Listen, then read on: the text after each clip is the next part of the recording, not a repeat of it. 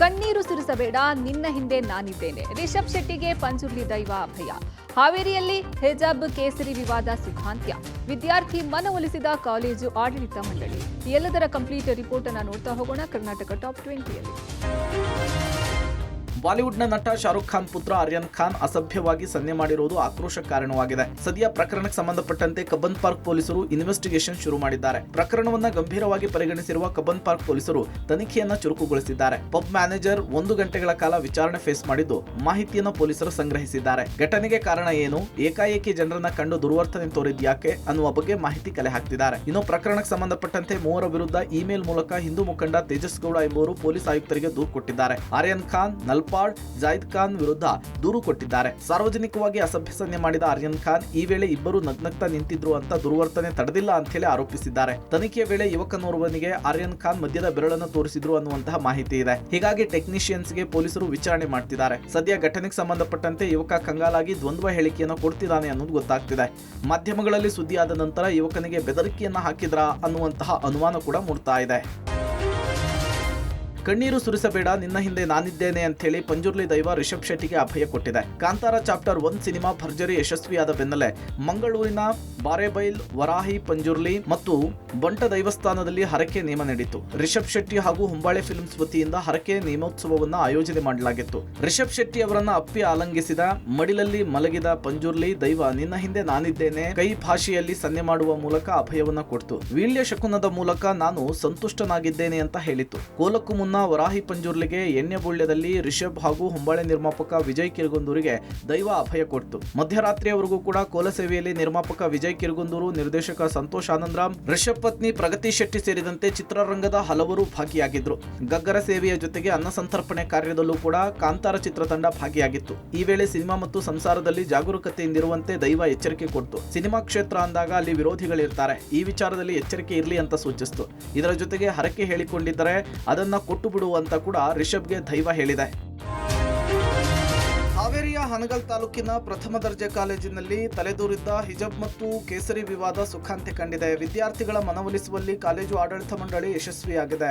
ಕಾಲೇಜಿನ ಒಳಗೆ ಹಿಜಾಬ್ ಅನ್ನು ಧರಿಸದಂತೆ ವಿದ್ಯಾರ್ಥಿನಿಯರಿಗೆ ಕಾಲೇಜಿನ ಪ್ರಾಂಶುಪಾಲರು ಸೂಚನೆ ಕೊಟ್ಟಿದ್ದಾರೆ. ಪ್ರಾಂಶುಪಾಲರ ಸೂಚನೆಯ ಮೇರೆಗೆ ಹಿಜಾಬ್ ಅನ್ನು ಧರಿಸದೆ ತರಗತಿಯ ಒಳಗೆ ವಿದ್ಯಾರ್ಥಿನಿಯರು ಆಗಮಿಸಿದ್ದಾರೆ.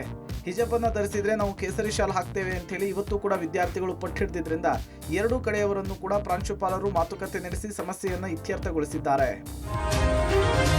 ಅತ್ಯಾಚಾರ ಪ್ರಕರಣದಲ್ಲಿ ಗಲ್ಲು ಶಿಕ್ಷೆಗೆ ಗುರಿಯಾಗಿರುವ ಉಮೇಶ್ ರೆಡ್ಡಿ ಪರಪ್ಪನಗರ ಆಹಾರ ಜೈಲಲ್ಲಿ ಬಂದಿಯಾಗಿದ್ದಾನೆ. ಇದೀಗ ಖೈದಿ ಉಮೇಶ್ ರೆಡ್ಡಿ ಜೈಲು ಅಧಿಕಾರಿಗೆ ಪತ್ರ ಬರೆದು ಬೇರೆ ಜೈಲಿಗೆ ಶಿಫ್ಟ್ ಮಾಡುವಂತೆ ಪತ್ರ ಬರೆದಿದ್ದಾರೆ. ಬಳ್ಳಾರಿ ಅಥವಾ ಶಿವಮೊಗ್ಗ ಜೈಲಿಗೆ ಶಿಫ್ಟ್ ಮಾಡೋಕೆ ಅಧಿಕಾರಿಗಳಿಗೆ ಮನವಿ ಮಾಡಿದ್ದಾನೆ.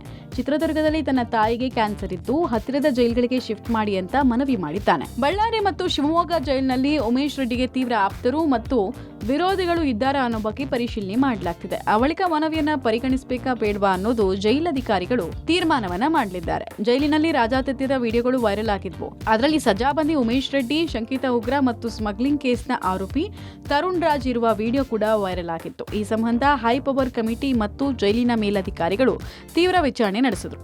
ಈ ನಡುವೆ ಬೆಂಗಳೂರು ಸೆಂಟ್ರಲ್ ಜೈಲಿನಿಂದ ಬೇರೆ ಜೈಲಿಗೆ ಶಿಫ್ಟ್ ಮಾಡುವಂತೆ ಉಮೇಶ್ ರೆಡ್ಡಿ ಪತ್ರ ಬರೆದಿದ್ದಾನೆ.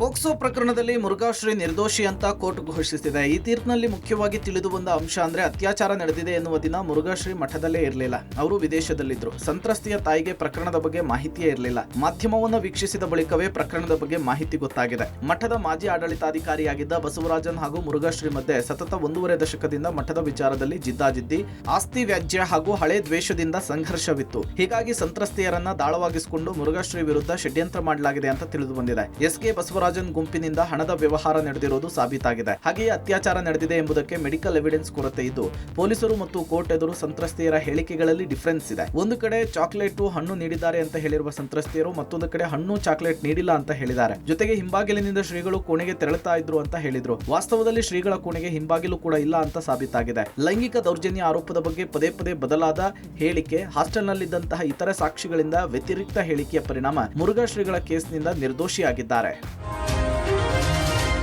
ಟೋಲ್ನಲ್ಲಿ ಸ್ಥಳೀಯರಿಗೆ ಉಚಿತ ಪ್ರವೇಶ ನೀಡದ್ದನ್ನ ಪ್ರಶ್ನೆ ಮಾಡಿದ್ದಕ್ಕೆ ಟೋಲ್ ಸಿಬ್ಬಂದಿಯಿಂದ ಗೂಂಡಾವರ್ತನೆ ತೋರಿದ್ದು ವಾಹನ ಚಾಲಕನ ಮೇಲೆ ಹಲ್ಲೆ ನಡೆಸಿರುವ ಘಟನೆ ಬೆಂಗಳೂರು ದಕ್ಷಿಣ ತಾಲೂಕಿನ ಸೋಮನಹಳ್ಳಿ ಟೋಲ್ ಬಳಿ ನಡೆದಿದೆ.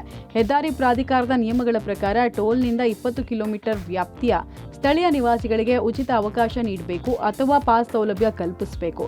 ಆದರೆ ಕನಕಪುರ ರಸ್ತೆಯಲ್ಲಿರುವ ಟೋಲ್ನಲ್ಲಿ ಸ್ಥಳೀಯರಿಗೆ ಉಚಿತ ಪ್ರವೇಶ ನೀಡ್ತಿಲ್ಲ.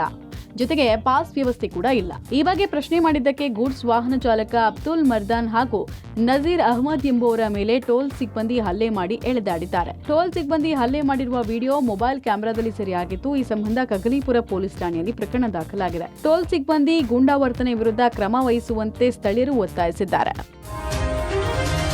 ಬೀದಿ ನಾಯಿಗಳ ಕಾಟಕ್ಕೆ ಬೆಳಗಾವಿ ಜಿಲ್ಲೆಯ ಅಥಣಿ ತಾಲೂಕಿನ ಜನತೆ ರೋಸಿ ಹೋಗಿದ್ದಾರೆ. ಕಳೆದ ಜನವರಿ ತಿಂಗಳಿನಿಂದ ಇಲ್ಲಿಯ ತನಕ ಅಥಣಿ ತಾಲೂಕಿನಲ್ಲಿ 840ಕ್ಕೂ ಅಧಿಕ ಜನರಿಗೆ ಬೀದಿ ನಾಯಿಗಳು ಕಚ್ಚಿರುವ ವರದಿಯಾಗಿದೆ. ಅಥಣಿ ತಾಲೂಕಿನಾದ್ಯಂತ ಹೆಚ್ಚಾದ ಬೀದಿ ನಾಯಿಗಳ ಹಾವಳಿ. ಮನೆ ಮುಂದೆ ಗಾರ್ಡನ್ಗಳಲ್ಲಿ ಆಟವಾಡುವುದಕ್ಕೆ ಮಕ್ಕಳು ಹೆದರಬೇಕಾದಂತಹ ಪರಿಸ್ಥಿತಿ ಇದೆ. ಬೀದಿ ನಾಯಿಗಳ ಹಾವಳಿಗೆ ಜನ ಬೆಚ್ಚಿ ಬಿದ್ದಿದ್ದು, ಹಳ್ಳಿಗಳಲ್ಲಿ ಚಿಕ್ಕ ಚಿಕ್ಕ ಮಕ್ಕಳು ಹಾಗೂ ದನಕರುಗಳ ಮೇಲೆ ನಾಯಿಗಳು ಅಟ್ಯಾಕ್ ಮಾಡ್ತಿವೆ. ನಾಯಿಗಳ ಮೇಲೆ ನಿಯಂತ್ರಣ ಇಡಬೇಕಾದಂತಹ ಅಧಿಕಾರಿಗಳು ಸೈಲೆಂಟ್ ಆಗಿದ್ದು, ನಿರ್ಲಕ್ಷ್ಯ ತೋರಿದ ಅಧಿಕಾರಿಗಳ ಮೇಲೆ ಸಾರ್ವಜನಿಕರು ಆಕ್ರೋಶ ವ್ಯಕ್ತಪಡಿಸುತ್ತಿದ್ದಾರೆ. ಬೀದಿ ನಾಯಿಗಳ ಹಾವಳಿಯನ್ನು ತಡೆಗಟ್ಟುವಂತೆ ಅಧಿಕಾರಿಗಳಿಗೆ ಸಾರ್ವಜನಿಕರು ಮನವಿ ಮಾಡಿದ್ದಾರೆ. ರೈತರೊಬ್ಬರಿಗೆ ಪರಿಹಾರ ನೀಡಲು ವಿಳಂಬ ಮಾಡಿದ್ದಕ್ಕಾಗಿ ಶಿವಮೊಗ್ಗ ಜಿಲ್ಲಾಧಿಕಾರಿಗಳ ಕಾರು ಜಪ್ತಿ ಮಾಡುವಂತೆ ಶಿವಮೊಗ್ಗದ ನ್ಯಾಯಾಲಯ ಆದೇಶಿಸಿದೆ. ವಸತಿ ಯೋಜನೆಗಾಗಿ ಹರಮಘಟ್ಟದ ಕೃಷಿಕ ನಂದಯ್ಯಪ್ಪ ಅವರ 1 ಎಕರೆ ಜಮೀನನ್ನು 20 ವರ್ಷದ ಹಿಂದೆ ಸರ್ಕಾರ ವಶಕ್ಕೆ ಪಡೆದಿತ್ತು. ಇದಕ್ಕೆ 22 ಲಕ್ಷ ರೂಪಾಯಿ ಪರಿಹಾರ ನೀಡುವುದಾಗಿ ತಿಳಿಸಿದ್ದ ಸರ್ಕಾರ ಕೇವಲ 9 ಲಕ್ಷ ರೂಪಾಯಿ ಕೊಟ್ಟಿತ್ತು. ಬಾಕಿ ಹಣಕ್ಕಾಗಿ ರೈತ ಕಚೇರಿಗೆ ಅಲೆದಾಡಿದ್ರೂ ಫಲ ಸಿಕ್ಕಿರಲಿಲ್ಲ. ಕೊನೆಗೆ ರೈತ ಕೋರ್ಟ್ನ ಮೊರೆ ಹೋಗಿದ್ರು. ವಿಚಾರಣೆ ನಡೆಸಿದ ಶಿವಮೊಗ್ಗದ 2ನೇ ಹಿರಿಯ ಸಿವಿಲ್ ಮತ್ತು ಜೆಎಂಎಫ್ಸಿ ನ್ಯಾಯಾಲಯ 95,88,283 ರೂಪಾಯಿ ಪರಿಹಾರವನ್ನು ಪಾವತಿಸುವಂತೆ ಸೂಚಿಸಿತ್ತು. ನ್ಯಾಯಾಲಯದ ಆದೇಶವಾಗಿದ್ರೂ ಕೂಡ ಪರಿಹಾರ ನೀಡದ ಹಿನ್ನೆಲೆಯಲ್ಲಿ ಕಚೇರಿ ಹಾಗೂ ಡಿಸಿಯ ಕಾರು ಜಪ್ತಿಗೆ ಆದೇಶವನ್ನು ಹೊರಡಿಸಲಾಗಿದೆ. ಹೀಗಾಗಿ ಡಿಸಿ ಕಚೇರಿಗೆ ರೈತ ಆಗಮಿಸಿ ಜಪ್ತಿಗೆ ಮುಂದಾಗಿದ್ದಾರೆ. ಡಿಸೆಂಬರ್ 9ರಂದು ಬಿಜೆಪಿಯಿಂದ ಸುವರ್ಣಸೌಧಕ್ಕೆ ಮುತ್ತಿಗೆ ಹಾಕಿ ಪ್ರತಿಭಟನೆ ಮಾಡಲಾಗುತ್ತೆ ಅಂತ ಹೇಳಿ ಹುಕ್ಕೇರಿ ಬಿಜೆಪಿ ಶಾಸಕ ನಿಖಿಲ್ ಕತ್ತಿ ಹೇಳಿದ್ದಾರೆ. ಬಿಜೆಪಿ ಹಾಗೂ ರೈತ ಮೋರ್ಚಾದಿಂದ ಪ್ರೊಟೆಸ್ಟ್ ಆಯೋಜನೆ ಮಾಡಲಾಗಿದೆ. ಪ್ರತಿಭಟನೆಯಲ್ಲಿ 20,000ಕ್ಕೂ ಹೆಚ್ಚು ಕಾರ್ಯಕರ್ತರು ಭಾಗಿಯಾಗ್ತಾರೆ ಅಂತ ಹೇಳಿದರು. ಇನ್ನು ಕಳೆದ ಬಾರಿ ಉತ್ತರ ಕರ್ನಾಟಕದ ಬಗ್ಗೆ ನಾವು ಕೇಳಿದ್ದು 1 ವಾರ, ಆದರೆ ಒಂದೇ ದಿನ ಚರ್ಚೆ ಆಯಿತು. ಈ ಬಾರಿ ಉತ್ತರ ಕರ್ನಾಟಕದ ಚರ್ಚೆಗೆ ಸ್ಪೀಕರ್ ಅವಕಾಶ ಮಾಡಿಕೊಡ್ಬೇಕು ಅಂದರು. ಅಭಿವೃದ್ಧಿ ಮಾಡಲಿಲ್ಲ ಅಂದರೆ ಮಾತ್ರ ಪ್ರತ್ಯೇಕ ರಾಜ್ಯದ ಬೇಡಿಕೆ ಇದ್ದೇ ಇದೆ. ಚಿಕ್ಕೋಡಿ ಗೋಕಾಕ್ ಜಿಲ್ಲಾ ಹೋರಾಟ ವಿಚಾರ 18 ಶಾಸಕರಿರುವ ಕಾರಣ ನಮ್ಮಲ್ಲಿ ಒಗ್ಗಟ್ಟಿದ್ದು ಜಿಲ್ಲೆ ಒಡೆಬಾರದು ಎನ್ನುವ ಆಸೆ ಇದೆ ಅಂತ ಹೇಳಿದರು. ಇನ್ನು ಕನ್ನೇರಿ ಶ್ರೀಗಳ ಬಸವ ತಾಲಿಬಾನಿ ಹೇಳಿಕೆಯ ವಿಚಾರಕ್ಕೆ ಪ್ರತಿಕ್ರಿಯೆ ಕೊಟ್ಟಿದ್ದು, ಕನ್ನೇರಿ ಶ್ರೀಗಳು ಹಿರಿಯರು, ಅವರ ಜೊತೆಗೆ ನಾವಿದ್ದೇವೆ. ಅವರ ಬಸವ ತಾಲಿಬಾನಿ ಹೇಳಿಕೆಗೆ ನಾನು ಬದ್ಧನಾಗಿದ್ದೇನೆ ಅಂತ ಹೇಳಿದರು. 9ನೇ ತಾರೀಕಿಗೆ ಸುವರ್ಣಸೌಧಗೆ ಪ್ರತಿಭಟನೆ ಮುಖಾಂತರ ಮುತ್ತಿಗೆ ಹಾಕುವ ಭಾರತೀಯ ಜನತಾ ಪಾರ್ಟಿ ರೈತ ಮೋರ್ಚಾ ವತಿಯಿಂದ ಬೃಹತ್ ಪ್ರತಿಭಟನೆಯನ್ನು ಆಯೋಜನೆ ಮಾಡಿದ್ದೀವಿ.